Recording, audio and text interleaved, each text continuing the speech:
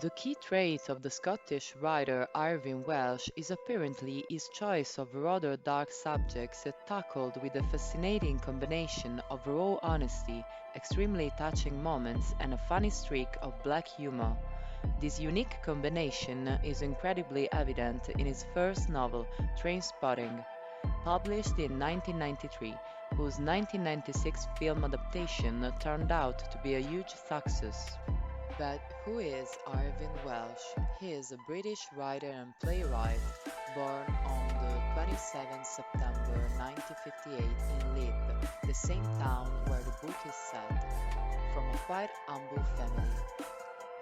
He grew up in a tenement district, and his rebellious spirit led him to leave school early and join the punk movement once he moved to London in 1976. It was during this period that he started using drugs. Once sober, he started writing for himself rather than for success. Trainspotting, written in the Scottish dialect, was his first novel and brought him unexpected and immediate popularity, thanks to his particular ability to plunge the reader into atmospheres and situations that are as raw and unpleasant as they are real and touching. Welsh recreates the reality of his contemporaries, which he experienced personally, giving the reader his own point of view, making him a protagonist, a witness involved in the complicated web of events typical of his works. In Trainspotting, Welsh decides to narrate the grotesque adventures of a group of drug addicts living in the suburbs of Edinburgh through short, disjointed episodes presented in a non-chronological order, a sort of stream of consciousness divided into paragraphs, each of which gives the floor to a different character, highlighting his particular narrative style.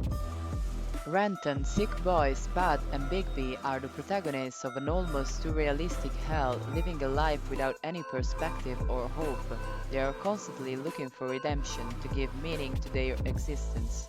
They despise the lifestyle that society proposes to them as healthy, and constantly escape from the dead end of home, family, and work, identifying drugs and violence as the only possible escape from the emptiness of their life.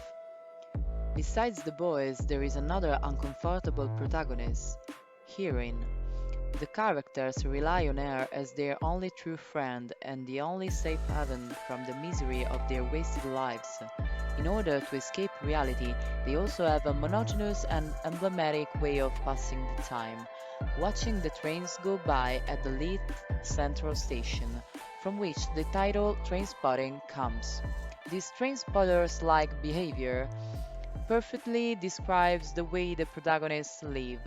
They place themselves on the edge of society to watch it move without getting involved or participating. During the novel, there are those who inevitably die of drug addiction or AIDS, those who continue that uncertain existence on the edge of the abyss, and those who, in an ending that we can define as unexpected, decide to flee and drop that lifestyle, leaving behind drugs, friends, and Great Britain in a single move to adopt the standardized lifestyle they had so despised in the past. Choose life, choose a job, choose a career, choose a family, and so on. This well known monologue, narrated by the voiceover of Mark Renton, played by a young Ewan McGregor, is the symbol of the film itself.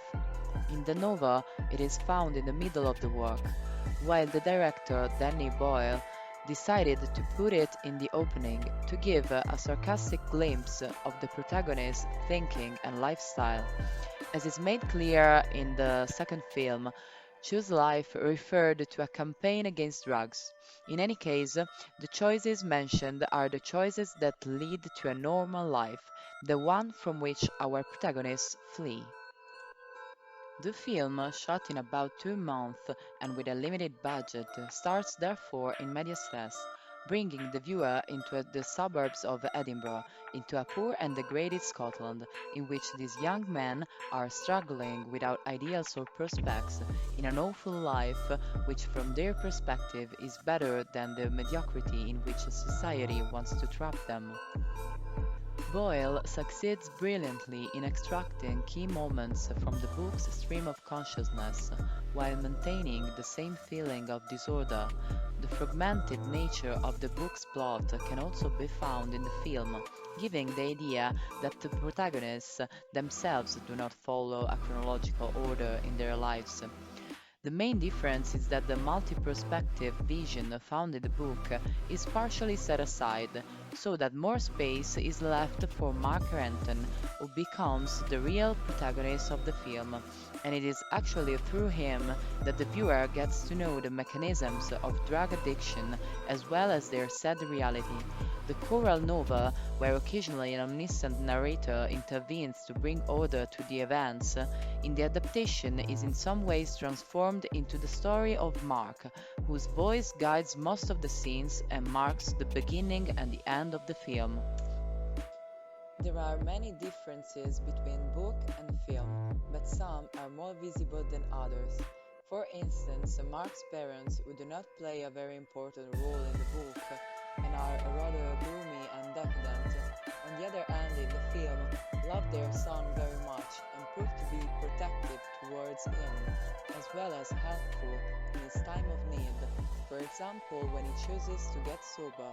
In my opinion, the fact that the director chooses a loving and respectable family for Mark emphasizes that there are no privileged people in these situations and anyone can fall into the drug vortex. The film is rather grotesque and filled with swearing, features that perfectly highlight the unjustified dissent that these guys feel towards everything and everyone. Their days and actions are always aimed at getting a sketch, that is to say, the dose of heroin.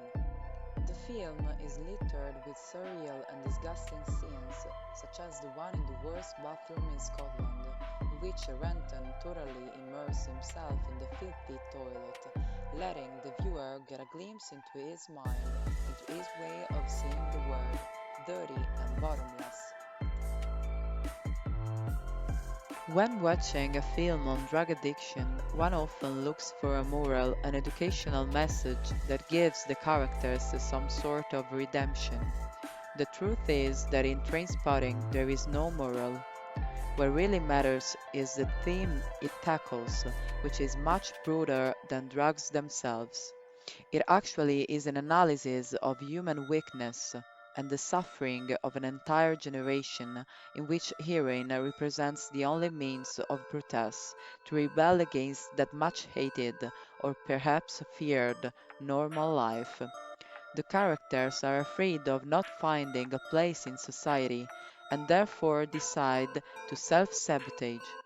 Fortunately, not everyone can really identify with Mark Renton's wasted life, but how many times in life do we feel overwhelmed, afraid of not making it, and we give up at the start, losing who knows how many opportunities? I was interested in analyzing Trainspotting for this very reason. It is a film in which drug addicts play a key role, with no need to demonize or openly criticize them. The degradation of their existence speaks for itself and leads us to reflect on how we are living our own. Better? Worse? The final verdict, the choice, is left to the viewer. And what do you choose? I choose life.